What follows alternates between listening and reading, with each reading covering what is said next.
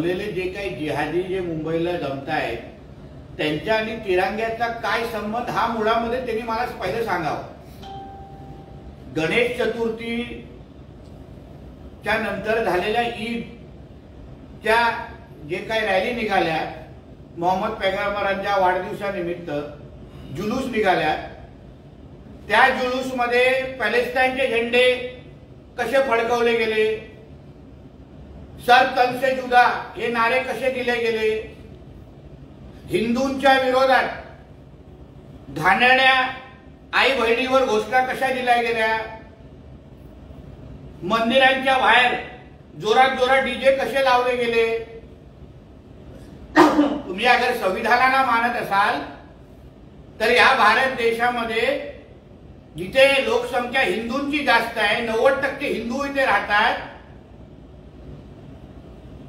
मग इथे सर तन से जुदाच्या घोषणा कशा लागतात, इथे पॅलेस्टाईन ते झेंडे कसे फडकवतात, पाकिस्तान जिंदाबाद कसं आम्हाला ऐकायला मिळतं।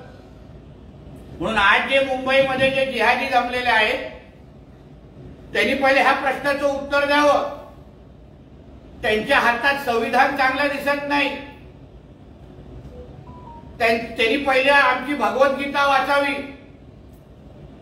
भगवद्गीताची 4-10 पान अगर वेळेत वाचले असते तर आज ही रॅली काढण्याची परिस्थिती आली नसती।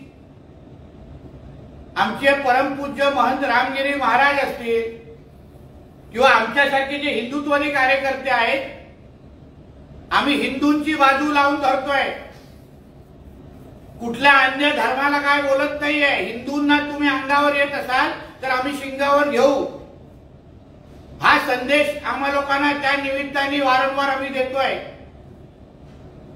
मग हे जे काय मुंबईमध्ये जमलेले हातात तिरंगा घेऊन नाटक आणि नौटंकी करणारे जे जिहादी आहेत, त्यांनी गणेश चतुर्थीवर जेव्हा गणेश चतुर्थीच्या मिरवणुकीवर जेव्हा मस्जिदीतून जेव्हा दगडे मारली गेली तेव्हा त्यांनी निषेध का केला नाही? संविधानामध्ये सर्व धर्मांना योग्य सन्मान देणं हेच लिहिलेलं आहे ना।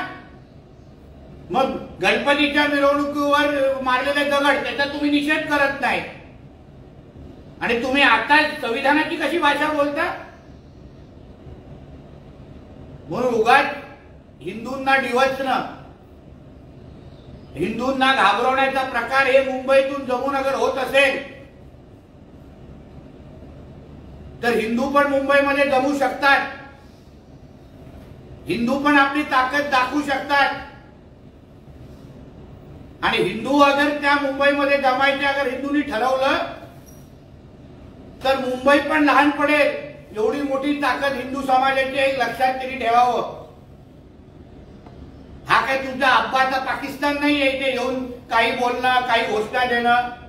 अकोला दौंड मध्ये पॅलेस्टाईनचे झेंडे, अकोल्यामध्ये अतिरेकींचे फोटो हे ईदच्या जुलूसमध्ये दाखवून त्यांचा जय जयकार केला गेला। अतिरेकींची, ज्यांनी आपल्या देशावर बॉम्ब हल्ले केले, अतिरेकी कारवाई केल्या, त्यांचे फोटो तुम्ही ईदच्या जुलूसमध्ये दाखवता आणि जय जयकार करतात, ह्याला तुम्ही संविधान मानणं बोलतात? म्हणून उगाच त्यांचे लाड कोणीही ह्या राज्यामध्ये करणार नाही। तुम्ही तुमच्या जिहाद्यांना पहिला आवरा, तुम्ही सर तन से जुदा हे घोषणा थांबवा, तुम्ही पहिला सर्व धर्म समभाव ज्यांच्या इस्लाममध्ये गैर मुस्लिम हे दर्जहीन आणि नीच आहेत आणि काफिर आहेत हे अगर लिहिलं असेल तर ते आमच्या गणेश चतुर्थीच्या मिरवणुकीवर दगडच मारणार ना। मग त्यांचा निषेध कोणी केला का? आम्ही हिंदूंनीच आमच्या देशामध्ये सणासुदी साजरी करायची नाहीये का? म्हणून ह्या सगळ्या रॅलींना कोणी भीक घालत नाही। आमचे परमपूज्य रामगिरी महाराज यांनी जे बोलले ते ह्यांच्या जाकीर नाईकनी पण बोललेलं होतं, ते ह्यांच्या अन्य मुसलमान धर्मगुरूंनी पण बोललं होतं। पहिला त्या जाकीर नाईकचा सर तन से जुदा करा आणि मग आमच्या रामगिरी महाराजांकडे वाकड्या नजरेत दाखवण्याची हिम्मत करा।